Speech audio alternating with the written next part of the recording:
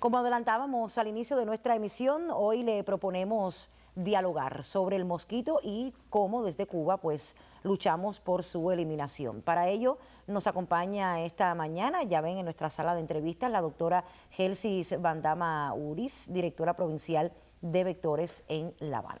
Doctora, bienvenida y qué gusto tenerla, ¿verdad?, nuevamente en nuestro espacio. Buenos días a todos y gracias por la invitación. ¿Cuáles son, doctora, las principales especies de mosquitos en Cuba? Las principales especies que molestan al humano son la familia Culex y el Aedes.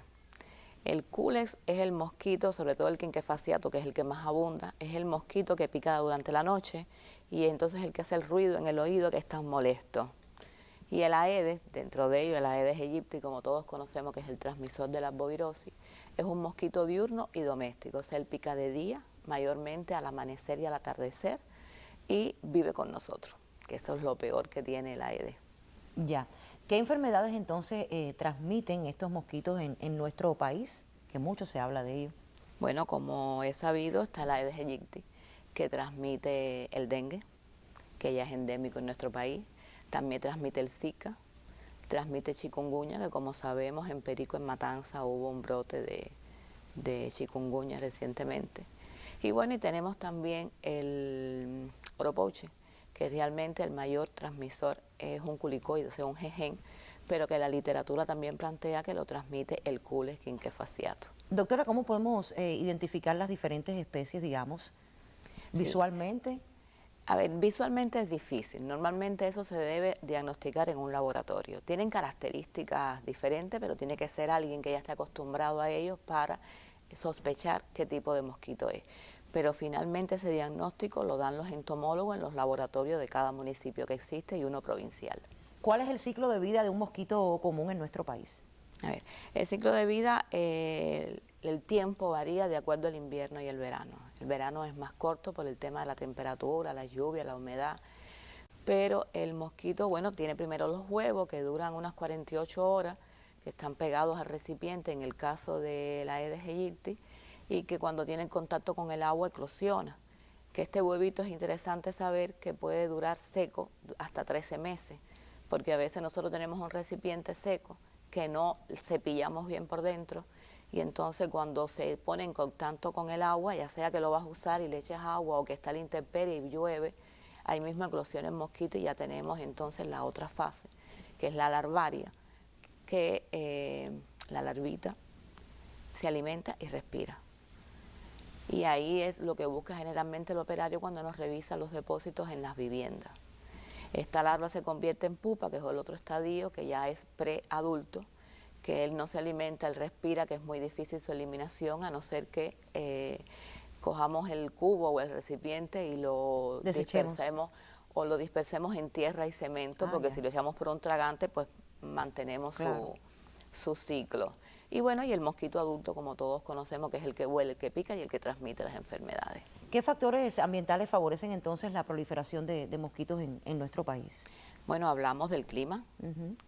Con el clima, la temperatura, las precipitaciones, la humedad, pero también hablamos de los depósitos en las casas. Ahorita estábamos hablando que el mosquito, sobre todo el Aedes, vive con nosotros en nuestras casas. Entonces esto lo que hace es que nosotros dejamos los depósitos a la intemperie, no los cuidamos, no los tapamos, no los cepillamos, no permitimos que le echamos abate o lo botamos echándole abate. Y esto lo que hace es que aumentamos la proliferación.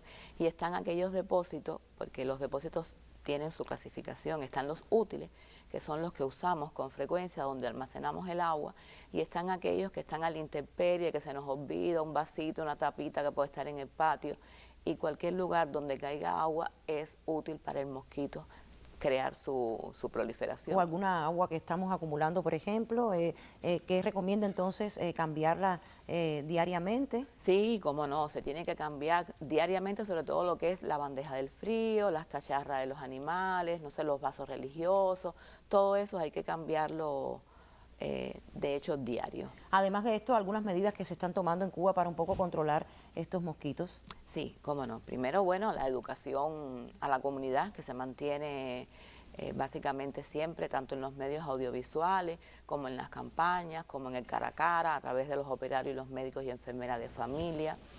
Está el proyecto, el programa de trabajo de nosotros, que es el operario que visita las viviendas para revisarlas y destruir el foco. No quiere decir que destruyamos el depósito, sino que se higieniza el depósito y se le hacen acciones para eliminar la cría que está en su interior. ¿Pudiera hablar entonces de algunos programas a nivel de ministerio que se están haciendo justamente para eliminar este vector? Sí, existe el programa de control de vectores, que es el de vigilancia y lucha antivectorial, que bueno, está establecido para muchos otros vectores, pero en el caso de hoy que estamos hablando de mosquitos, es el de control de la Aedes aegypti, que es el más importante por la transmisión de las arbovirosis, entre ellas el dengue, que es el que estábamos hablando recientemente, donde el operario visita las viviendas de alto riesgo una vez al mes. Se le hacen acciones, se abatiza el lugar. Cuando existe un febril, este programa responde en el bloqueo del febril, o sea, se hacen las acciones a la vivienda del caso y a las aledañas, no solo con focal, que es lo que estábamos hablando de las acciones del operario, sino además con el adulticida, que es la fumigación, porque es el que elimina el mosquito adulto volando, que es el que transmite las enfermedades. ¿Qué impacto tiene la educación comunitaria en la prevención justamente de estas enfermedades transmitidas por el mosquito? Es fundamental, porque todos tenemos que saber del mosquito para saber cómo eliminarlo. Si no conocemos sus hábitos, su ciclo de vida, no podemos contribuir a la eliminación del mosquito para evitar las enfermedades. Por eso es tan importante saber lo del huevo, la larva, la pupa, porque si cada uno de nosotros hacemos el autofocal en las viviendas, pues disminuiría muchísimo ese índice de infestación. Y el autofocal familiar, que hablamos el de la vivienda, y existe el autofocal laboral, que es más o menos las mismas acciones, lo único que en el centro de trabajo, y así lograríamos disminuirle la posibilidad al mosquito de estar poniendo los huevos y disminuiríamos entonces el índice de infestación de los mosquitos. Actualmente conocemos, doctora, que se está realizando en todo el país un evento vinculado a los mosquitos justamente y cómo desde la rama de la salud eliminar estas enfermedades que estos provocan. ¿Nos puede comentar entonces un poco sobre este encuentro? Sí, desde el lunes comenzó el segundo curso internacional de control integral de vectores en el contexto de emergencia y reemergencia de enfermedades zoonóticas. Y una de las principales temas que se está viendo es casualmente todo lo referente a las arbovirosis. O sea, se ven otros tipos de vectores, pero mayormente el de las arbovirosis en general tiene muchos temas diversos, está con muy buena calidad y permite el intercambio con otros países y otras provincias de las experiencias que se han logrado y cómo actúan y cómo trabajan y accionan en el resto del mundo para eliminar el vector. ¿Hasta cuándo será este encuentro entonces? Hasta el viernes. Hasta el viernes, durante toda la semana. Bueno, pues estaremos al tanto de todo lo que sucede. Se celebra ahí. en el IPK. En el IPK. De seguro entonces estaremos ofreciéndoles detalles de este encuentro. Gracias, doctora, por compartir sus orientaciones, sus experiencias a propósito de la arbovirosis, tema que estamos dedicando gran parte de nuestra revista de hoy. Gracias. Muchas gracias. Gracias por acompañarnos. Nosotros seguimos juntos al despertar, vamos a una breve pausa y de regreso entonces volvemos con otros contenidos.